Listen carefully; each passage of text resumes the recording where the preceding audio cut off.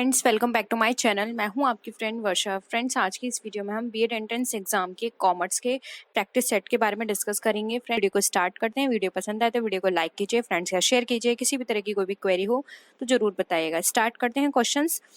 The authors of banking company should be accordance with the provisions of this act। यानी कि यहाँ पर ये पूछा गया है कि जो बैंकिंग कंपनी के लेखक होते हैं या फिर बैंकिंग कंपनी हमारा किस एक्ट के अकॉर्डिंग उसको मेंशन किया जाता है या उसको रिकॉर्ड किए जाते हैं सारे ट्रांजेक्शन्स। इंडियन कंपनीज एक्ट के according, banking company act, Indian partnership या फिर इंडियन कॉन्ट्रैक्ट। तो बहुत ही सिंपल इसका आंसर है। इसका जो राइट आंसर है option B, banking company act के अंदर जो भी बैंकिंग से रिलेटेड हमारे सारे ट्रांजेक्शन्स होते हैं वो इसके अंदर रिकॉर्ड किए जाते हैं। नेक्स्ट क्वेश्चन है, what should be the real accounting period. यानी कि जो लेखांकन है या अकाउंटिंग पीरियड है उसकी रियल या आइडियल हम उसका पीरियड क्या है। 6 माह, 1 वर्ष, 2 वर्ष या फिर इनमें से कोई नहीं। तो रियल अकाउंटिंग पीरियड होता है 1 वर्ष, यानी कि 1 वर्ष तक के ट्रांजेक्शन्स किए जाते हैं। अब वो आप अकाउंटिंग पीरियड को भी मान सकते हैं, जैसे कि आपको पता है कि जो हमारा होता है 1 अप्रैल से 31 मार्च होता है, या फिर कई लोग फेस्टिवल टू फेस्टिवल लेते हैं, ये उन पर डिपेंड करता है, लेकिन ये 1 साल का होता है। ठीक है, नेक्स्ट क्वेश्चन पे आते हैं। What types of transactions are accounted for in accounting. यानी किस तरह के ट्रांजेक्शन्स अकाउंटिंग में रिकॉर्ड किए जाते हैं। Which is qualitative, which is subjective, which is busy with money, या फिर जो मनी में के फॉर्म में उनको डिनोट किया जाता है, या फिर नन ऑफ दीज। तो ये भी बहुत सिंपल है, जो कि मनी में डिनोट किए जाते हैं या मनी टर्म्स में होते हैं, हम उन ट्रांजेक्शन्स को रिकॉर्ड करते हैं। इसलिए ऑप्शन 3 यहाँ पे हमारा राइट आंसर है। नेक्स्ट क्वेश्चन है, अब यहाँ पर हमें एक इक्वेशन दे रखी है, जैसे कि outside liability equal to property minus. यानी कि प्रॉपर्टी में किस चीज को माइनस करेंगे, ये हमारी आउटसाइड लायबिलिटी निकल कर आएगी। ऑप्शन है कैपिटल, कैश, क्रेडिटर्स या फिर डेटर्स। तो इसका जो राइट आंसर है वो है ऑप्शन नंबर ए, जो कि है हमारा कैपिटल। कैपिटल को जो हम प्रॉपर्टी से माइनस करेंगे तो हमारा आउटसाइड लायबिलिटी निकल कर आ जाएगी। नेक्स्ट क्वेश्चन है, at what value is an article accounting in accounting accounted in accounting होगा ये क्वेश्चन। ठीक है, यानी कि जो लेखांकन में किसी वस्तु को जो हम रिकॉर्ड करते हैं तो किस मूल्य पे की जाती है। राइट आंसर देखिए, यहाँ पर ऑप्शंस हैं real value, nominal value, financial value या फिर नन ऑफ दीज। तो देखिए इसका जो राइट आंसर होगा वो होगा option number A, real value पर वो सारी चीजों को रिकॉर्ड किया जाता है। जो भी उनकी रियल वैल्यू होगी उस पर हम रिकॉर्ड करते हैं। नेक्स्ट क्वेश्चन पे आते हैं, अकाउंटिंग एजम्पशंस। यानी कि जो अकाउंटिंग एजम्पशंस है वो हमारी कौन कौन सी होती है। Exchange, period, unit of measurement या फिर ऑल ऑफ दिस। तो फ्रेंड्स, यहाँ पर अगर हम अकाउंटिंग एजम्पशंस की बात करें तो आपने सारी एजम्पशंस पढ़ी होंगी कि एक्सचेंज भी होता है ट्रांजेक्शन्स के बीच में, और इनकी एक टाइम पीरियड होता है जिसके बेसिस पे सारे ट्रांजेक्शन्स रिकॉर्ड किए जाते हैं, और वो सारे यूनिट में मेजर किए होने चाहिए। तो यहाँ पे ऑप्शन डी हमारा all of this right answer हो जाएगा। नेक्स्ट क्वेश्चन पे आते हैं, dash is included in revenue. आय में कौन सी चीजों को इंक्लूड किया जाता है। Income receivable, income received, income receivable और इनकम रिसीव्ड या फिर नन ऑफ दीज। तो फ्रेंड्स, अगर हम यहाँ बात करें रेवेन्यू में, तो रेवेन्यू में जो हमारी इनकम रिसीवेबल है, यानी कि जो इनकम हमें रिसीव होगी और जो रिसीव हो चुकी है, वो सारी चीजें हमारी रेवेन्यू यानी इनकम में इंक्लूड की जाती हैं। इसलिए ऑप्शन 3 यहाँ पे हमारा राइट आंसर हो जाएगा। नेक्स्ट क्वेश्चन पे आते हैं। नेक्स्ट है हमारा question, what form of accounting does a business adopt. यानी कि एक बिजनेसमैन जो है वो किस तरह की अकाउंटिंग को अडॉप्ट करता है या फिर वो कौन सी सिस्टम को फॉलो करता है। Cost accounting, financial accounting, tax accounting या फिर मैनेजरियल अकाउंटिंग। तो यहाँ पे बहुत इसका राइट आंसर देखिए आप इजीली बता सकते हैं। एक बिजनेसमैन जो है वो हमेशा फाइनेंशियल अकाउंटिंग को ऑप्ट करेगा कि उसके यहाँ कितना फाइनेंस आ रहा है, कहाँ से रेज करना है, कितना इन्वेस्ट करना है, उसके लिए ये इंपॉर्टेंट चीज होगी, इसलिए वो फाइनेंशियल अकाउंटिंग को अडॉप्ट करता है। ऑप्शन 2 यहाँ पे हमारा राइट आंसर हो जाएगा। नेक्स्ट क्वेश्चन है, which form of accounting is adopted to find the cost of a productive community. यानी कि जब हम किसी प्रोडक्टिव कम्युनिटी की कॉस्ट को फाइंड आउट करते हैं तो वहां पर कौन सी अकाउंटिंग को हम अडॉप्ट करते हैं। Cost accounting, managerial accounting, tax accounting या फिर फाइनेंशियल अकाउंटिंग। तो इसका भी हमारा सिंपल आंसर है, जब हमें कॉस्ट फाइंड आउट करनी है तो उसके लिए हम कॉस्ट अकाउंटिंग को अडॉप्ट करेंगे। तो ऑप्शन ए यहाँ पे हमारा राइट आंसर हो जाएगा। नेक्स्ट आते हैं, how is cost of goods forecasted in accounting, यानी कि जो अकाउंटिंग में जो हम गुड्स को फोरकास्ट करते हैं कि इसकी कितनी कॉस्ट आएगी, वो हम किस तरह से करते हैं, मैं रीजनल अकाउंटिंग के बेसिस पर, फाइनेंशियल अकाउंटिंग, टैक्स अकाउंटिंग या फिर कॉस्ट अकाउंटिंग के बेसिस पर। तो देखिए फ्रेंड्स, यहाँ पे अगेन कॉस्ट की बात की जा रही है, कॉस्ट को फाइंड आउट करना है, इसलिए कॉस्ट अकाउंटिंग की बात की जाएगी। ऑप्शन 4 यहाँ पे हमारा राइट आंसर हो जाएगा। नेक्स्ट आते हैं, What form of accounting is done keeping in mind the value converted into currency? अब यहाँ पर ये बात की जा रही है कि वो कौन सी अकाउंटिंग को हम अपने माइंड में रखेंगे जब हम अपनी जो हमारी वैल्यू है उसको हम करेंसी में कन्वर्ट करेंगे। Managerial accounting, inflation accounting, financial accounting या फिर कॉस्ट अकाउंटिंग। तो मुद्रा में परिवर्तित मूल्य को ध्यान में रखकर जो हम अकाउंटिंग को फॉलो करेंगे तो वो होगा हमारा इन्फ्लेशन अकाउंटिंग। हम ये देखेंगे कि जब हम अपनी अमाउंट को किसी भी करेंसी में कन्वर्ट करेंगे तो वहाँ पे कितना इन्फ्लेशन आ रहा है दोनों में, ठीक है, तो वहाँ पे हम इन्फ्लेशन अकाउंटिंग को फॉलो करेंगे। ऑप्शन 2 यहाँ पे हमारा राइट आंसर है। नेक्स्ट क्वेश्चन है, In what form of accounting of economic activities of a country is done in systematic and proper ways? यानी कि ऐसी कौन सी अकाउंटिंग की फॉर्म है जिसके अंदर हम इकोनॉमिक एक्टिविटीज की किसी भी कंट्री की जो इकोनॉमिक एक्टिविटीज होती हैं उसकी हम अकाउंटिंग करेंगे सिस्टमेटिक एंड प्रॉपर वे में।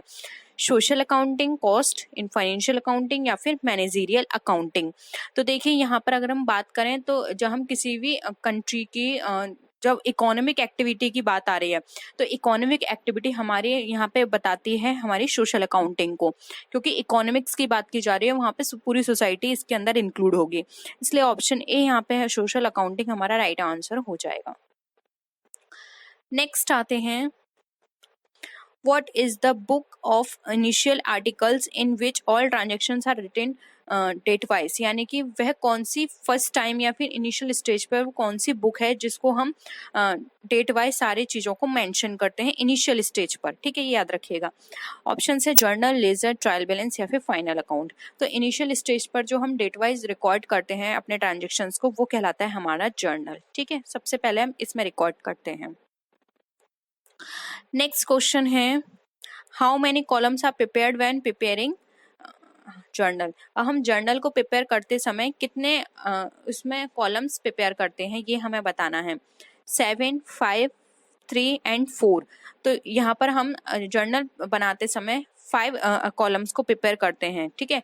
देखिए यहाँ पर पहले फर्स्ट कॉलम किसका होता है, ये हमारा हो गया फर्स्ट कॉलम डेट का। उसके बाद ये हमारा पर्टिकुलर्स होता है जिसमें हम सारे एंट्रीज करते हैं। उसके बाद ये हमारा LF होता है, लेजर, और फिर उसके बाद आता है हमारा डेबिट बैलेंस का, फिर आता है हमारा क्रेडिट बैलेंस का। तो 1, 2, 3, 4 एंड 5 कॉलम से प्रिपेयर होते हैं, ठीक है। नेक्स्ट आते हैं, what are the types of accounts. अब कितनी तरह के अकाउंट होते हैं हमें ये बताना है, 2, 4, 3 या फिर 5। तो फ्रेंड्स अकाउंट हमारे 3 तरह के होते हैं। अब वो कौन कौन से होते हैं, एक होता है हमारा रियल अकाउंट, एक होता है हमारा नॉमिनल अकाउंट और एक होता है हमारा पर्सनल अकाउंट। ये 3 तरह के अकाउंट होते हैं, ठीक है। नेक्स्ट है, the recipient is called the debtor and the pay is rich, this is the rule of which account is accrual. अब यहाँ पर फ्रेंड्स देखिए, रिच का मतलब यहाँ पे फ्रेंड्स आप वो कर लीजिएगा क्रेडिटर, ठीक है, ठीक है। अब कोई भी जो हमारा रिसीवर है वो हमारा डेटर बन रहा है और जो हमारा पे है वो हमारा क्रेडिटर बनना है, तो ये किस चीज का रूल है, रियल अकाउंट का, पर्सनल अकाउंट का, ट्रेडिंग अकाउंट का या फिर इनकम एंड एक्सपेंडिचर का। फ्रेंड्स ये रूल्स, इनको गोल्डन रूल्स बोलते हैं, इनको जरूर पढ़ लीजिएगा कि रियल अकाउंट यानी कि वास्तविक खाता, अवास्तविक खाता यानी नॉमिनल अकाउंट और व्यक्तिगत खाता यानी कि पर्सनल अकाउंट के क्या क्या रूल हैं, किस बेसिस पे एंट्रीज होती हैं, ठीक है, रूल्स बहुत पूछे जाते हैं। तो यहाँ पर अगर इसकी बात करें तो ऑप्शन 2 यहाँ पे राइट आंसर हो जाएगा, ये हमारा पर्सनल अकाउंट का रूल है, ठीक है, ऑप्शन 2 राइट आंसर है। नेक्स्ट क्वेश्चन पे आते हैं, बिलोंग टू पर्सनल अकाउंट। अब इसमें से हमें ये बताना है इसमें से कौन से हमारे जो इवेंट्स हैं वो हमारे पर्सनल अकाउंट से बिलोंग करते हैं।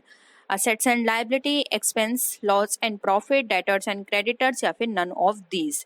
तो देखिए यहाँ पर अगर हम बात करें व्यक्तिगत खाते इसमें से क्या संबंधित है, तो व्यक्तिगत खाते में अभी हमने ऊपर भी बात की थी, डेटर्स एंड क्रेडिटर्स रिलेटेड होते हैं, इसलिए ऑप्शन 3 यहाँ पे हमारा राइट आंसर हो जाएगा।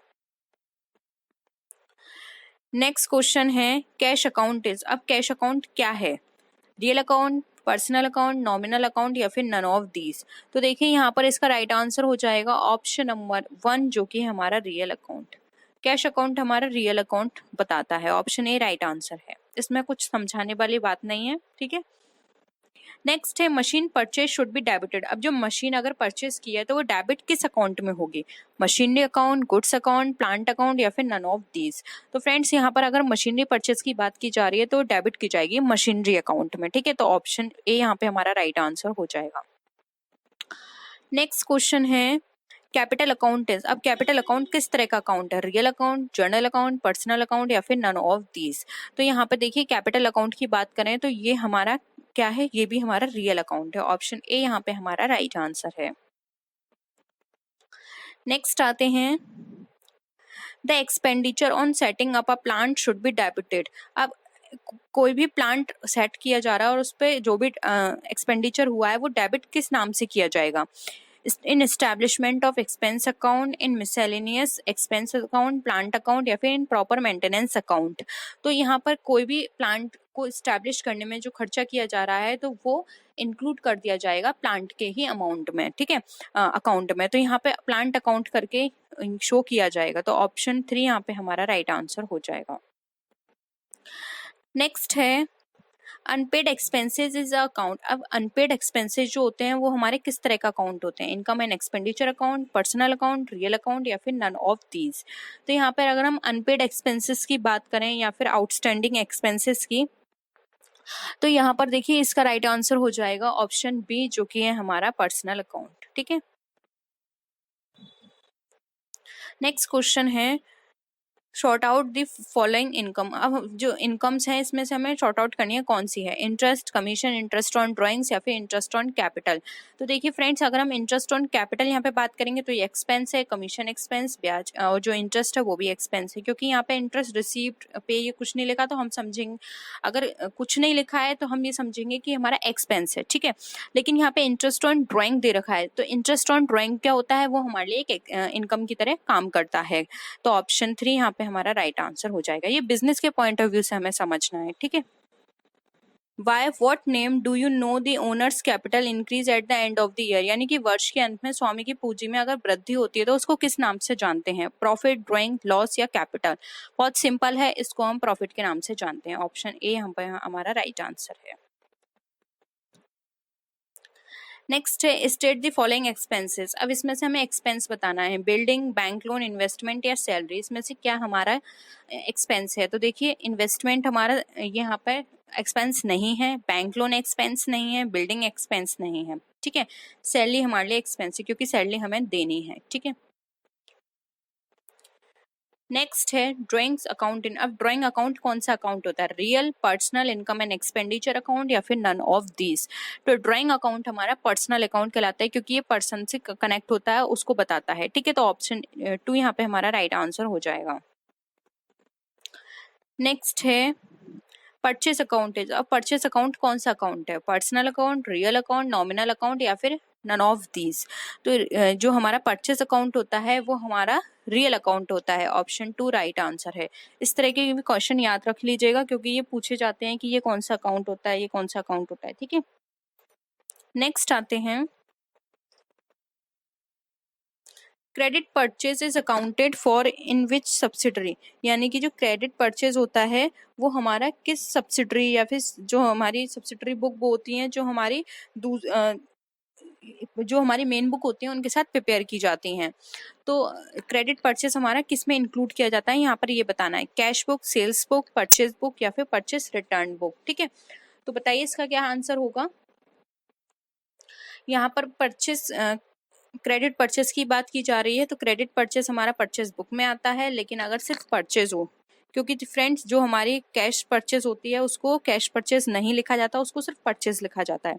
तो कैश परचेज होगी तो वो कैश बुक में जाएगी, लेकिन अगर सिर्फ क्रेडिट परचेज बुक है तो वो जाएगी हमारी परचेज बुक में। ठीक है, तो ऑप्शन 3 यहाँ पे हमारा राइट आंसर हो जाएगा। The demand curve for a product will shift outwards to the right when. यानी कि जो डिमांड कर्व होता है हमारा किसी प्रोडक्ट के लिए वो हमारा शिफ्ट हो रहा है आउटवर्ड की तरफ। यानी कि देखिए यहाँ पर हिंदी में भी लिखा हुआ है दाईं ओर की तरफ बाहर की ओर जाएगा तो उसका क्या मतलब होता है। The price of a substitute goods rise, यानी कि जो हमारा उसी की जैसा जो स्थानापन अच्छे मूल्य का, जिसको हिंदी में यहाँ पर लिखा गया है, यानी कि उस सिमिलर प्रोडक्ट जो है उसके प्राइस में वो राइस हो जाएगा उसका प्राइस। या फिर कंज्यूमर इनकम फॉल, कंज्यूमर की जो इनकम है डाउन होने पर होगा ऐसा। या फिर consumer expect the price of a good fall in the future, या फिर कंज्यूमर एक्सपेक्ट करेगा कि जो प्रोडक्ट है उसका प्राइस फ्यूचर में डाउन हो जाएगा। या फिर the price of the product itself fall, यानी कि जो जिस प्रोडक्ट के लिए यहाँ पर ये शिफ्ट हो रहा है उसी प्रोडक्ट का जो प्राइस है वो अपने आप डाउन हो जाएगा। तो ये किस सिचुएशन में होगा, जब हमारी डिमांड फॉल होगी आउटवर्ड साइड में। तो देखिए हमारी जो डिमांड कर्व है हमारी वो आउटवर्ड साइड में फॉल करेगी, या फिर हम कह रहे हैं आउटवर्ड साइड में जाएगी, क्योंकि आपको पता है डिमांड कर्व जो होता है हमारा क्या होता है, डाउनवर्ड होता है। ठीक है, अब यहाँ पर बात की जा रही है आउटवर्ड की, तो यहाँ पर ये तब होगा, ना ही कंज्यूमर की इनकम फॉल में होगा, ना ही जो फ्यूचर में प्राइस फॉल होगा तब होगा, और ना ही उस सिमिलर प्रोडक्ट में फॉल होगा। ये सिर्फ तब हो सकता है जब उसी प्रोडक्ट, यानी कि जो उसके जैसे सिमिलर प्रोडक्ट है, सब्स्टिट्यूट प्रोडक्ट है, उसमें फॉल आया, उसका राइज आ जाएगा। जब उसके प्राइस राइज हो जाएंगे तो यहाँ पर जो हमारा डिमांड कर्व है वो हमारा शिफ्ट हो जाएगा आउटवर्ड साइड में। इसलिए यहाँ पे ऑप्शन ए राइट आंसर हो जाएगा। ठीक है, जब हमारा सब्स्टिट्यूट प्रोडक्ट का जो प्राइस है वो हमारा यहाँ पर राइज होगा, तभी हमारा जो डिमांड कर्व है वो आउटसाइड में वर्क करेगा। आई होप ये क्वेश्चन क्लियर हुआ होगा। नेक्स्ट क्वेश्चन है, the demand for good is relatively price elastic, यानी कि किसी प्रोडक्ट की जो डिमांड है वो अगर रिलेटिवली प्राइस इलास्टिसिटी है और उसके प्राइस जो है राइजेस में है, द रेवेन्यू विल, तब रेवेन्यू की क्या पोजीशन होगी, जो हमारा रेवेन्यू फॉल करेगा, रिमेन कांस्टेंट यानी वैसा ही रहेगा, राइज यानी कि बढ़ जाएगा, या फिर depends on how supply response, यानी कि ये देखेगा कि सप्लाई उस तरह से क्या उसकी रेस्पोंडेंट्स है, यानी कि वो किस तरह से रेस्पॉन्स कर रही है। तो देखिए अगर यहाँ पर हम देखें कि अगर किसी भी गुड के लिए डिमांड हमारी इनइलास्टिक है और उसके जो प्राइस हैं वो राइज हो रहे हैं, तो ये तभी होगा जब हमारा जो रेवेन्यू है, अब इसके लिए जो रेवेन्यू हो जाएगा वो हमारा बढ़ जाएगा।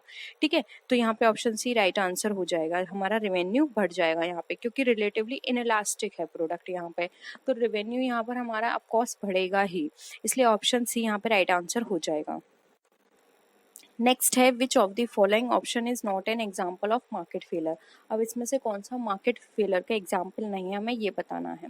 ऑप्शन है, failure to produce merit goods, यानी मेरिट गुड्स को प्रोड्यूस करने में फेल है, produce public goods, public goods को प्रोड्यूस करने में फेल है, या फिर जो फर्म का जो प्रॉफिट है उसको मैक्सिमाइज नहीं कर पा रही है, या फिर जो अकाउंट एक्सटर्नीज है उसको नहीं देख पा रही है। तो फ्रेंड्स अगर हम यहाँ पर बात करें तो मार्केट फेलर के लिए ये एक पॉइंट हो सकता है कि वो जो मेरिट गुड्स हैं या पब्लिक गुड्स हैं उनको प्रोड्यूस नहीं कर पा रही है। जब उनको प्रोड्यूस नहीं कर पाएगी तो मार्केट में वो किस तरह से वर्क करेगी। उसके साथ ही साथ देखें तो एक्सटर्निटीज जो होती हैं उनको उनका जो लेखा जोखा होता है उनको करने में भी उसको प्रॉब्लम आ रही है, तो उसकी सारी जितनी भी प्रोसेसिंग होगी वो सब बेकार हो जाएगी। तो यहाँ पर ये सारी चीज़ें देखें तो देखिए प्रॉफिट जो है वो यहाँ पर इसमें फिट नहीं बैठ रहा है, क्योंकि यहाँ पर मार्केट फेलर की बात की जा रही है। तो मार्केट फेलर उसकी जो अगर हम बात करें उसकी जो वर्किंग है वो मार्केट से रिलेटेड है, यहाँ पे प्रॉफिट से कोई मतलब नहीं है उसका। वो मार्केट में क्या काम है उसका, प्रोडक्ट को सप्लाई करना और जो भी मार्केट में कंडीशंस हो रही हैं उसका सारे लेखा जोखा रखना, बाहर क्या प्रॉब्लम है, क्या ट्रेंड है, क्या फैशन चल रहा है, ये सारी चीज़ें रखना। जब वो ये सब चीज़ नहीं कर पाएगी तो मार्केट में फेल हो जाएगी। इसलिए यहाँ पर जो इसका एग्जाम्पल नहीं है वो है यहाँ पे option number C, failures of a firm to maximize its profit. ये इसका एग्जाम्पल नहीं है, बाकी सारी सिचुएशंस ऐसी हैं जिसमें एक कंपनी मार्केट फेलर की पोजीशन में जा सकती है अगर वो इन सारी सिचुएशंस पे ध्यान नहीं देगी तो। ठीक है, नेक्स्ट है, which of the following is an example of a primary form of business activity. अब इसमें से कौन सा यहाँ पर अगर हम बात करें तो प्राइमरी बिजनेस एक्टिविटी का प्राइमरी फॉर्म नहीं है। ठीक है, यानी कि प्राथमिक रूप या प्राथमिक कारण नहीं है, जैसे कि hairdressing, automobile production, banking या फिर फॉरेस्ट्री। तो देखिए यहाँ पर अगर हम देखें तो अगर हम बिजनेस एक्टिविटी की बात करें तो देखिए बिजनेस एक्टिविटी कोई भी बिजनेस हो सकता है। तो हेयर ड्रेसिंग भी एक एक्टिविटी है ऑटोमोबाइल प्रोडक्शन में, एंड बैंकिंग भी। जबकि फॉरेस्ट्री बैंकिंग बिजनेस एक्टिविटी की प्राइमरी सोर्स में नहीं आती है। इसलिए यहाँ पे ऑप्शन डी जो है वो हमारा राइट आंसर हो जाएगा। नेक्स्ट है the price of a goods will tend to rise if, यानी कि जो हमारा जो प्राइस है गुड्स का वो उसकी कीमत अगर बढ़ती है तो क्या होगा। The current price is above the equilibrium, यानी कि जो हमारा करंट प्राइस है किसी प्रोडक्ट का वो हमारे इक्विलिब्रियम से ऊपर होगा, या फिर जो हमारा करंट प्राइस है इक्विलिब्रियम के नीचे जाएगा, या फिर हमारी quantity demand is less than quantity supplied, यानी कि जो हमारी जो भी क्वांटिटी डिमांड आ रही है वो हमारी कम हो जाएगी सप्लाई से, या फिर reduction in the cost of substitute commodity, यानी कि जो सब्स्टिट्यूट कमोडिटी है उसमें कमी आ जाएगी उसकी कॉस्ट में। तो देखिए जब हमारे माल की कीमत अगर बढ़ती है तो इसमें क्या होगा, जो हमारा इक्विलिब्रियम जो हमने सेट करके रखा है उससे हमारा जो करंट प्राइस होगा वो लो हो जाएगा। ठीक है, क्योंकि देखिए जब किसी भी गुड्स का प्राइस बढ़ता है तो वो हम यहाँ पर इस सिचुएशन में जो हमारा इक्विलिब्रियम हमने सेट किया होता है उससे हमारा करंट प्राइस क्या हो जाता है, लो चला जाता है। इसलिए यहाँ पर जो हमारी कंडीशन आएगी वो हमारी ऑप्शन बी करेक्ट है यहाँ पे। नेक्स्ट है प्रोडक्टिविटी इज मेजर्ड बाय। अब जो प्रोडक्टिविटी होती है हमारी किसके थ्रू मेजर की जाती है, the growth on product of a firm, यानी कि एक फर्म के आउटपुट पर, the growth on profit of a firm, यानी कि जो फर्म का जो प्रॉफिट है उसकी ग्रोथ पर, टोटल आउटपुट या टोटल इनपुट पर, या फिर total output of investment in capital goods, यानी कैपिटल गुड्स में जो भी हमने टोटल अमाउंट का इन्वेस्टमेंट किया है उस पर। तो देखिए प्रोडक्टिविटी की अगर हम बात करें तो ये हमारी ऑलवेज मेजर की जाती है total output upon total input, यानी कि टोटल कितना आउटपुट आया है और उससे कितना इनपुट निकल कर आया है।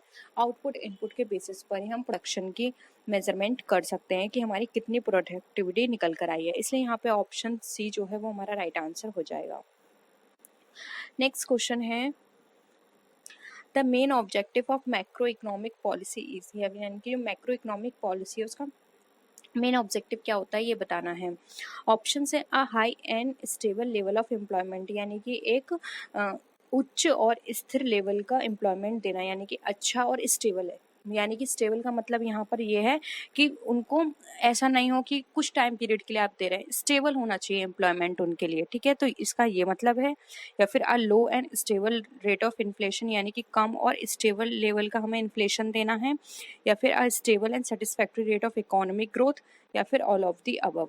तो देखिए यहाँ पर अगर हम बात करें मैक्रो इकोनॉमिक की तो आपको ही पता होगा मैक्रो इकोनॉमिक हमारा किस पर बेस्ड होता है। ठीक है, तो अगर हम इसकी पॉलिसीज की बात करें मैक्रो इकोनॉमिक पॉलिसी की, तो इसके अंदर यहाँ पे सारे ऑप्शंस हमारे फिट बैठते हैं, ये इसका ऑब्जेक्टिव होता है। इसलिए ऑप्शन डी राइट आंसर होगा। मैक्रो इकोनॉमिक पॉलिसी में हम ये देखते हैं कि जो हमारा एम्प्लॉयमेंट है हम हाई लेवल का एम्प्लॉयमेंट प्रोवाइड करें और वो इनका क्या हो, स्टेबल लेवल का हो। यानी कि किसी को भी अगर हम एम्प्लॉयमेंट करें दें तो ऐसा ना हो कि वो कुछ टाइम पीरियड का हो और उसके बाद वो अनएम्प्लॉयमेंट फिर से हो जाए। ठीक है, तो यहाँ पे स्टेबल होना चाहिए। उसके साथ ही साथ अगर इन्फ्लेशन हो रहा है तो वो क्या होना चाहिए, लो होना चाहिए, बहुत कम इन्फ्लेशन हो जिससे कि किसी भी तरह की कोई भी प्रॉब्लम क्रिएट ना हो, इकोनॉमिक प्रॉब्लम।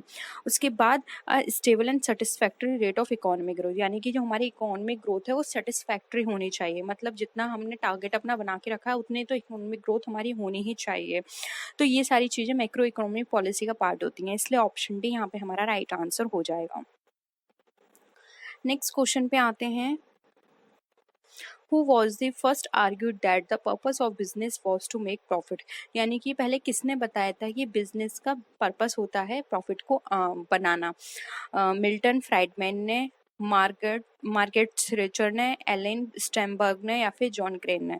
तो इस तरह के क्वेश्चंस भी जरूर कर लीजिएगा, बहुत पूछे जाते हैं। तो ये बताया था मिल्टन फ्राइडमैन ने कि एक बिजनेस का पर्पस होता है प्रॉफिट को बनाना। ठीक है, स्टैटिक क्वेश्चन था एक तरह से, मतलब एज इट इज, आपको इसमें कुछ समझने वाली बात नहीं है, आपको एज इट इज बस नाम याद रख लेना है। नेक्स्ट है what does the PPE. PPE की ये यहाँ पे जो और या फिर P3 जो इनिशिएटिव होता है उसमें आपको इसकी फुल फॉर्म बतानी है। Public policy papers, public private partnership, private procurement production, या फिर पर्सनल प्रोडक्शन प्रपोजल। तो देखिए ये भी बहुत सिंपल है, आप सबको पता होगा। पीपी की फुल फॉर्म यहाँ पे होती है public private partnership. Option B यहाँ पे हमारा राइट आंसर है। नेक्स्ट है what does the PFI initiative. अब पीएफआई की फुल फॉर्म बतानी है। Private finance initiative, private physical initiative, public financial initiative या फिर प्राइवेट फाउंडेशन इनिशिएटिव। तो यहाँ पर देखिए ऑप्शन ए राइट आंसर है। यहाँ पे प्राइवेट फाइनेंस इनिशिएटिव यहाँ पे पीएफआई का फुल फॉर्म होता है। The term late industrialization refers to, यानी कि जो लेट इंडस्ट्रियलाइजेशन का जो टर्म है वो हमें क्या बताता है। ऑप्शंस हैं the need to delay industrialization because of its threats to the environment, यानी कि पर्यावरण के लिए खतरे के कारण औद्योगिकरण में देरी की आवश्यकता है, ये बताता है। या फिर ये बताता है the problem faced by many developing countries as they seek to catch up to the levels of development of richer economy, यानी कि बहुत सारी ऐसी डेवलप कंट्रीज हैं जो कि प्रॉब्लम फेस कर रही हैं, जो भी रिचर कंट्रीज हैं उनके लेवल पर आने में। थर्ड ऑप्शन है the believe that it is too late for many countries to industrialize, यानी कि ये विश्वास किया जाता है, ये सोचा जाता है कि बहुत सारी कंट्रीज इंडस्ट्रियलाइजेशन के लिए लेट हो गई हैं। या फिर फोर्थ ऑप्शन है that we are how entering a post industrialized world, जैसे कि या फिर यहाँ पर ये है कि हम जो हमारा जो पोस्ट इंडस्ट्रियलाइजेशन वर्ल्ड है उस पीरियड में हम एंटर नहीं कर पाए हैं, कैसे एंटर करेंगे। ठीक है, तो यहाँ पर देखिए लेट इंडस्ट्रियलाइजेशन की बात करें तो लेट इंडस्ट्रियलाइजेशन का मीनिंग यहाँ पर ये निकल कर आ रहा है कि कोई भी कंट्रीज हैं, बहुत सारी कंट्रीज जो हैं वो लेट हो चुकी हैं इंडस्ट्रियलाइज होने में। ठीक है, यानी कि वो अभी भी पुराने पैटर्न पे चल रही हैं, वहाँ उनकी कंट्रीज में इतनी इंडस्ट्री डेवलप नहीं हो पाई हैं, उनकी यहाँ पे इतनी मैन्युफैक्चरिंग नहीं है, मतलब इंडस्ट्री बेस्ड नहीं है। ठीक है, जिससे कि वो ज़्यादा प्रॉफिट अर्न कर पाए, तो लेट हो चुकी हैं अदर कंट्रीज के कंपैरिजन में। इसलिए ऑप्शन सी यहाँ पे हमारा राइट आंसर हो जाएगा। नेक्स्ट है which of the following economist is regarded as having the development the theory of comparative advantage, यानी कि कंपैरेटिव एडवांटेज थ्योरी ये किस इकोनॉमिस्ट ने दी थी। Adam Smith, David Ricardo, John Stiglitz या फिर अमर्त्य सेन। तो यहाँ पर इसका राइट आंसर है ऑप्शन नंबर यहाँ पे बी, जो कि हमारा डेविड रिकार्डो। नेक्स्ट है under perfect competition in long run हमारी क्या सिचुएशन होगी, हमें ये बताना है। All firms earn normal profit, यानी कि सारी फर्म्स परफेक्ट कंपटीशन में नॉर्मल प्रॉफिट अर्न करती हैं। Few firms earn super normal profit, यानी कुछ फर्म्स जो हैं वो सुपर नॉर्मल प्रॉफिट अर्न करती हैं। All firms are at break even point पर होती हैं। ब्रेक इवन का मतलब होता है no profit and no loss, या फिर नन ऑफ द अबव। तो देखिए यहाँ पर अगर इसकी बात करें तो यहाँ पर राइट आंसर होगा option number A. Perfect competition में लॉन्ग रन में ये कहा जाता है कि सारी कंपनी जो होती हैं, सारी जो भी वहाँ पे फर्म्स होती हैं वो नॉर्मल प्रॉफिट अर्न करती हैं एज अ लॉन्ग रन। ठीक है, तो यहाँ पर ऑप्शन ए हमारा राइट आंसर हो जाएगा। नेक्स्ट क्वेश्चन पे आते हैं। The national income at market price is equal to, यानी कि अगर हम नेशनल इनकम की बात करें वो भी मार्केट प्राइस पर, तो हमारी किसके बराबर होगी। Gross national product at market price, या फिर gross domestic product at market price, net national product at factor price, या फिर नन ऑफ द अबव। तो यहाँ पे नेशनल इनकम की बात कर रहे हैं वो कि मार्केट प्राइस के रेफरेंस में। तो यहाँ पर जो हमारा जो टोटल नेशनल प्रोडक्ट निकल कर आएगा वो हमारे फैक्टर कॉस्ट से रिलेटेड होगा। ठीक है, तो फैक्टर कॉस्ट के कंपैरिजन में डिफाइन किया जाएगा, वो हमारा इक्वल होगा इसके। इसलिए यहाँ पे ऑप्शन सी राइट आंसर हो जाएगा। Net national product at factor cost हमारा ऑलवेज इक्वल होता है नेट नेशनल जो नेट नेशनल इनकम होती है मार्केट प्राइस के। ठीक है, तो यहाँ पे ऑप्शन सी जो है वो हमारा राइट आंसर है। नेक्स्ट क्वेश्चन है if there is a single buyer it is called, यानी कि अगर सिंगल बायर होता है तो उसे हम क्या कहते हैं। मोनोपोली, ओलिगोपोली, मोनोप्सोनी, या फिर नन ऑफ द अबव। तो अगर हम सिंगल बायर की बात करें तो वो होता है हमारा मोनोप्सोनी। मोनोपोली में सिंगल सेलर होता है, ओलिगोपोली में फ्यू होते हैं। ठीक है, तो यहाँ पे सिंगल बायर की बात की जा रही है जो कि मोनोप्सोनी में होता है। ऑप्शन सी राइट आंसर है यहाँ पे। नेक्स्ट आते हैं a firm is having increasing returns to scale means, यानी कि एक फर्म है जिसका रिटर्न स्केल जो है इंक्रीजिंग लेवल पर है। ठीक है, तो इसका क्या मतलब होता है, यानी कि इंक्रीजिंग कॉस्ट पर है, कांस्टेंट कॉस्ट पर है, डिक्रीजिंग कॉस्ट पर है, या फिर नन ऑफ द अबव। तो देखिए अगर एक firm increasing rate to scale पर है तो इसका मतलब यहाँ यहाँ ये होता है कि उसका स्केल इंक्रीज हो रहा है, यानी कि उसकी जो कॉस्ट जो है वो डिक्रीजिंग लेवल पर है। It's having decreasing cost. इसलिए यहाँ पे ऑप्शन सी यहाँ पे हमारा राइट आंसर हो जाएगा। नेक्स्ट है production can be measured in terms of which of the following, यानी कि जो हमारे प्रोडक्शन होता है वो हमारा किस टर्म्स में मेजर किया जाता है। Total productivity, marginal productivity, average productivity या फिर ऑल ऑफ द अबव। तो प्रोडक्शन की बात करें तो यहाँ पर देखिए इसका राइट आंसर हो जाएगा ऑप्शन नंबर डी। हम प्रोडक्शन को अपने टोटल प्रोडक्टिविटी के बेसिस पर भी चेक कर सकते हैं, मेजर कर सकते हैं, मार्जिनल और एवरेज के बेसिस पर भी। तो ये तीनों ही मेजर एक तरह से हम बोल सकते हैं पैरामीटर्स होते हैं जिनके बेसिस पर हम अपने प्रोडक्शन को चेक कर सकते हैं। राइट आंसर है डी। नेक्स्ट है which is not covered under the scope of managerial economics। Managerial economics के अंदर कौन सा कवर नहीं किया जाता, हमें ये बताना है। Profit management, accounting theory, pricing policy या फिर प्रोडक्ट एनालिसिस। तो देखिए यहाँ पर बात की जा रही है मैनेजरियल इकोनॉमिक्स के अंदर की। तो यहाँ पे इसका राइट आंसर हो जाएगा ऑप्शन नंबर बी, जो कि हमारा अकाउंटिंग थ्योरी। अकाउंटिंग थ्योरी हमारा मैनेजमेंट का पार्ट नहीं है, जबकि प्रॉफिट मैनेजमेंट हमारा मैनेजरियल पार्ट है। प्राइसिंग पॉलिसी देखना मैनेजरियल पार्ट है, या और प्रोडक्शन एनालिसिस करना भी मैनेजरियल इकोनॉमिक्स का पार्ट है, जबकि अकाउंटिंग थ्योरी हमारे अकाउंटिंग का पार्ट होता है। ठीक है, तो ये सारा यहाँ पे ऑप्शन बी जो है वो यहाँ पे इस पे लाइन नहीं कर रहा है। नेक्स्ट है डिमांड एनालिसिस इंक्लूड, यानी कि जो डिमांड एनालिसिस होती है उसमें क्या चीज इंक्लूड की जाती है। Demand forecasting, demand elasticity study, indifference curve analysis या फिर ऑल ऑफ द अबव। तो देखिए यहाँ पर इसका राइट आंसर हो जाएगा option number D.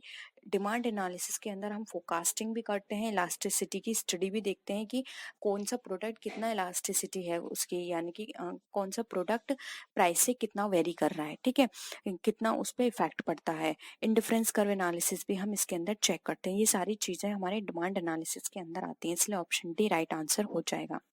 I hope यहाँ तक आपको सारी चीजें क्लियर होंगी। नेक्स्ट है लॉ ऑफ डिमांड इम्प्लाइज। अब जो लॉ ऑफ डिमांड है वो हमें क्या बताता है, बहुत सिंपल है, आप इस सबको बता सकते हैं। qualitative relationship between demand and supply, quantitative relationship between price and demand, quantitative relationship between price and demand या फिर quantitative relationship demand between demand and supply। तो देखिए यहाँ पर लॉ ऑफ डिमांड की बात की जा रही है, याद रखना है यहाँ पे फ्रेंड्स आप। तो देखिए लॉ ऑफ डिमांड की बात करें तो एक क्वालिटेटिव रिलेशनशिप होता है हमारा बिटवीन प्राइस एंड डिमांड के बीच में, ठीक है। तो यहाँ पे ऑप्शन बी जो है वो हमारा राइट आंसर हो जाएगा, लॉ ऑफ डिमांड। और अगर इसके बाद ये तो हमारा हो गया लॉ ऑफ डिमांड, अगर हम इलास्टिसिटी ऑफ डिमांड की बात करते हैं तो यहाँ पर आ जाता है हमारा क्वांटिटेटिव, ठीक है। यहाँ पे ऑप्शन बी राइट आंसर हो जाएगा। नेक्स्ट है which one of these is an exception of law of demand. अब इसमें से कौन सा एक्सेप्शन है लॉ ऑफ डिमांड का। Demonstration effect of goods, given goods, future scarcity of goods या फिर ऑल ऑफ द अबव। तो देखिए यहाँ पर अगर हम बात करें तो अगर हमने एक्सेप्शन पढ़े हैं आप लोगों ने लॉ ऑफ डिमांड के, तो देखिए डिमॉन्स्ट्रेशन भी बात करता है लॉ ऑफ डिमांड के एक्सेप्शन, गिवन गुड्स भी बात करता है, and future scarcity of goods भी इसके अंतर्गत आता है, ठीक है।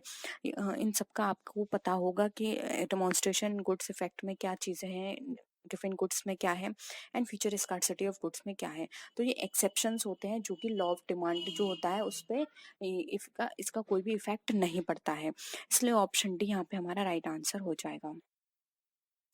नेक्स्ट क्वेश्चन है elasticity of demand is based on which of the following factors. अब जो इलास्टिसिटी ऑफ डिमांड है वो हमारी कौन से फैक्टर्स पे बेस्ड होती है।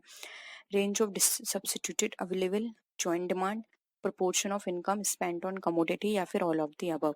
तो देखिए यहाँ पर अगर हम बात करें इसके इफेक्ट की, तो देखिए और ये सारे ही फैक्टर्स जो हैं हमारे, ये सारे ही हमें इफेक्ट करते हैं डिमांड के, क्योंकि देखिए हमारे अगर हमारे सब्स्टिट्यूट अवेलेबल है, जो भी हम प्रोडक्ट कर रहे हैं अगर उसका प्राइस हाई हो गया है और उसका सब्स्टिट्यूट अवेलेबल है तो हम उसको नहीं खरीदेंगे, तो ये क्या हो गया, एक्सेप्शन हो गया। ये क्या है, वहां पर इलास्टिसिटी डिमांड पे इफेक्ट पड़ रहा है। सेम उसी तरह से अगर जॉइंट डिमांड है, अगर एक प्रोडक्ट की डिमांड इंक्रीज हो रही है तो उसके साथ जो उसका दूसरा प्रोडक्ट होगा जो उसके साथ जॉइंट में है, हम उसको भी कोई परचेस नहीं करेगा, ये भी इफेक्ट कर गया। थर्ड है प्रोपोर्शन ऑफ इनकम स्पेंड। अब ये डिपेंड करता है कि इनकम का कौन कितना प्रोपोर्शन आपको स्पेंड करना है। हो सकता है कि कोई पर्सन ऐसा है जो कि अपनी इनकम का सिर्फ 30% खर्च करता है, ठीक है। अब उसकी इनकम इंक्रीज हो रही है तो उस इंक्रीज इनकम का 30% नहीं, वो पहले जितना खर्च करता था अभी भी वो उतना ही खर्च करता है, ठीक है। तो यहाँ पर क्या होगा, वो जितना खर्च करता है उस प्रोपोर्शन पर डिपेंड करता है। तो ये कुछ फैक्टर्स होते हैं जो कि इफेक्ट कर जाते हैं इलास्टिसिटी ऑफ डिमांड को, इसलिए ऑप्शन डी यहाँ पे राइट आंसर हो जाएगा। नेक्स्ट क्वेश्चन है which one of the following is not the function of a managerial economist. अब इसमें से कौन सा मैनेजरियल इकोनॉमिस्ट का फंक्शन नहीं है? Industrial market research, determining rate of interest in money market, capital budgeting या फिर इन्वेस्टमेंट एनालिसिस। तो देखिए यहाँ पर अगर हम बात करें तो ऑप्शन बी जो है determining rate of interest in money market, ये इसका पार्ट नहीं है। जबकि हमारा इंडस्ट्रियल मार्केट रिसर्च देखना, कैपिटल बजटिंग, इन्वेस्टमेंट एनालिसिस, ये सारे मैनेजमेंट के पार्ट आ जाता है। इसलिए ऑप्शन बी हमारा राइट आंसर हो जाएगा। Determining rate of interest in money market ये हमारा फाइनेंस का पार्ट हो जाएगा। ठीक है, तो यहाँ पे ऑप्शन बी राइट आंसर होगा। नेक्स्ट क्वेश्चन है which one is not a type of demand. अब इसमें से कौन सा हमारा जो डिमांड की टाइप्स नहीं है? Price demand, derive demand, supply demand या फिर जॉइंट डिमांड। तो देखिए यहाँ पर प्राइस डिमांड, डिराइव डिमांड और जॉइंट डिमांड ये तीनों पार्ट हैं, जबकि सप्लाई डिमांड हमारा टाइप ऑफ डिमांड में नहीं आता। तो ऑप्शन सी राइट आंसर हो जाएगा। नेक्स्ट है which is not the type of elasticity of demand. अब इलास्टिसिटी ऑफ डिमांड में कौन सा इसका टाइप नहीं है? Price elasticity, income elasticity, supply elasticity या फिर एडवर्टाइजिंग इलास्टिसिटी। तो आपने टाइप्स ऑफ इलास्टिसिटी पढ़ी होगी, कितने टाइप्स की हमारे इलास्टिसिटी ऑफ डिमांड है। तो देखिए उसमें से अगर हम बात करें तो हमने इसके अंदर प्राइस पढ़ी है, इनकम पढ़ी है और एडवर्टाइजिंग पढ़ी है। सप्लाई इलास्टिसिटी नहीं होती है, इसलिए ऑप्शन सी यहाँ पर भी राइट आंसर हो जाएगा। तो ये थे हमारे आज का प्रैक्टिस सेट। आई होप आपको वीडियो पसंद आया होगा। वीडियो पसंद आए तो वीडियो को लाइक कीजिए, फ्रेंड्स के शेयर कीजिए, और किसी भी तरह की कोई भी क्वेरी हो तो प्लीज़ ज़रूर बताइएगा। नेक्स्ट वीडियो में फिर मिलते हैं और भी अच्छी वीडियोस के साथ। तब तक के लिए टेक केयर, बाय बाय।